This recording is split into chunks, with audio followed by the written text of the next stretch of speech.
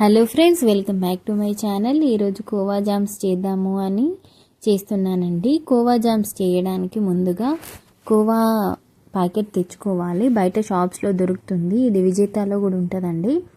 అక్కడ నుంచి తీసుకొచ్చిన ఇది చాలా టేస్ట్గా ఉంది. మా పాప అయితే మస్తు ఇష్టంగా తినింది. ఎప్పుడు గులాబ్ జామ్స్ తిని తిని చాలా బోర్ కొడుతుంది.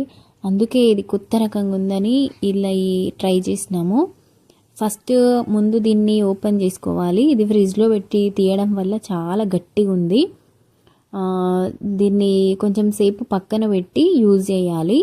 ఒక హాఫ్ అన్ అవర్ ముందు తీసి దీన్ని పక్కన పెట్టి తర్వాత దాన్ని కలుపుకోవాలి.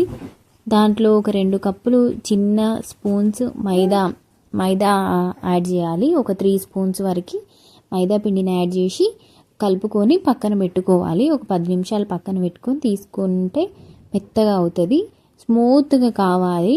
స్మూత్గా అయ్యే వరకు దాన్ని తీసి పక్కన పెట్టుకోవాలి. ఇట్లా ప్రెస్ చేస్తే మెత్తగా అవుతుంది. మెత్తగా అయ్యే వరకు పక్కన పెట్టుకొని చిన్న రోల్స్ చేసుకోవాలి. మనకి ఏ సైజులో కావాలి అంటే ఆ సైజులో రోల్ చేసుకోవాలండి. ఇలా చేశాను. ఇంత సైజులో అయితే చాలా బాగుంటుంది. పెద్దగా అయితే లోపల ఉడకదు కదా, అందుకని ఈ సైజులో చేసుకుంటే చిన్న సైజు చేసుకోవడం బెటర్. పాప కోసమని ఒక 2 చాక్లెట్లు కూడా లోపల దాంట్లో స్టఫ్ లాగా పెట్టి చేసిన. పిల్లలకి చాలా ఇష్టంగా తింటారు కదా అనేసి లోపల స్టఫ్ లాగా పెట్టి చేశాను. ఇంకా బాగా టేస్ట్ ఉంది అని చెప్పింది పాప తినేసి. తర్వాత బాగుంది ఆ టేస్ట్. మీరు కూడా ఒకసారి ఇట్లా ట్రై చేయండి. ఇలా ట్రై చేయడం ఇంట్లో చేసుకునేవైతే చాలా బాగుంటాయి కదా. బయట నుండి ఫుడ్ ఎట్లుంటుందో తెలియంది తెచ్చుకొని తినడం బదులు ఇంట్లో వేసుకొని తినడం బెటర్ కదా. ఇంకా అవన్నీ చేసుకుని ప్రిపేర్ చేసుకొని పక్కన పెట్టేసుకోవాలి. పక్కన పెట్టేసుకొని ఒక బాండీ తీసుకొని దాంట్లో ఆయిల్ పోసుకోవాలి. ఆయిల్ వేసేసుకొని దాంట్లో డీప్ ఫ్రై చేసుకోవాలి.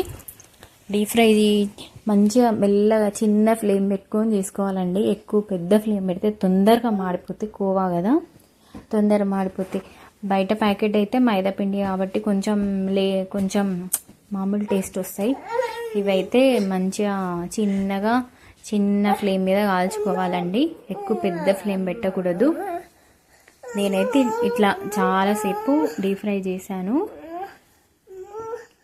ఇంకా మీకు ఎక్కువ పెద్ద ఫ్లేమ్ పెట్టి కాల్చుకోవద్దండి. చిన్నగా పెట్టి గోల్డెన్ కలర్ వచ్చేంత వరకు కాల్చుకోవాలి. ఇంకా ఇట్లా ఇంట్లోనే ట్రై చేసుకొని తినడం బెటరు.